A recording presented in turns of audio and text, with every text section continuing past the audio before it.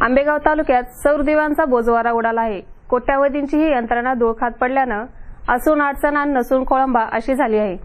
राज्य शासनाने मोठा गाजावाजा करत राज्यातील प्रत्येक पंचायत समितीला सौर ऊर्जेच्या दिव्यांचे संच लोकवितरणासाठी दिले। आंबेगाव तालुक्यातील देखील हजारोंच्या संख्येने हे दिवे पंचायत समिती प्रशासनाला देण्यात आले। स्थानिक पातळीवर ग्रामपंचायत मार्फत हे दिवे लाभार्थी निवडून ते समारंभपूर्वक वितरित देखील करण्यात आले, पण दिवे पेटलेच नाहीत। जे पेटले ते महिन्यात विझले देखील। कागदोपत्री वाटप झाले, वाटपाचे क्रेडिट घेतले गेले, उत्पादकाने पैसे देखील कमावले, पण गुणवत्तेचे आणि टिकाऊपणाचे काय? घरगुती वापरासाठी दिलेले सौर दिवे जेमतेम चालले, तरी पण सार्वजनिक वापरासाठी दिलेल्या दिव्यांची तऱ्हा तर यापेक्षा फारच बिकट।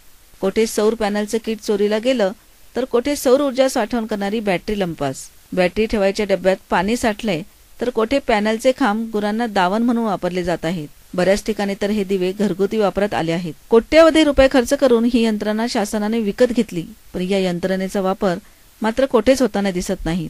सामान्य माणसाचा खिसा कर स्वरूपात कापून लोकांना सोयी सुविधा देण्याचा हा केविलवाणा प्रयत्न साफ फोल ठरला आहे, हे मात्र नक्की। ही खंत केवळ सौर दिव्यांच्या बाबतीत नाही, तर प्रत्येक जिल्ह्याच्या पंचायत समितीमार्फत दिले जाणारे सगळेच लोकोपयोगी साहित्य कसे आणि कोणत्या गुणवत्तेचे आहे याची एकदा तपासणी होणे गरजेचे आहे। सध्या तरी ही स्थिती म्हणजे आंधळ दळतय आणि कुत्रं पीठ खातय अशीच आहे। सी न्यूज साठी प्रतिनिधी संतोष पाचपुते, आंबेगाव।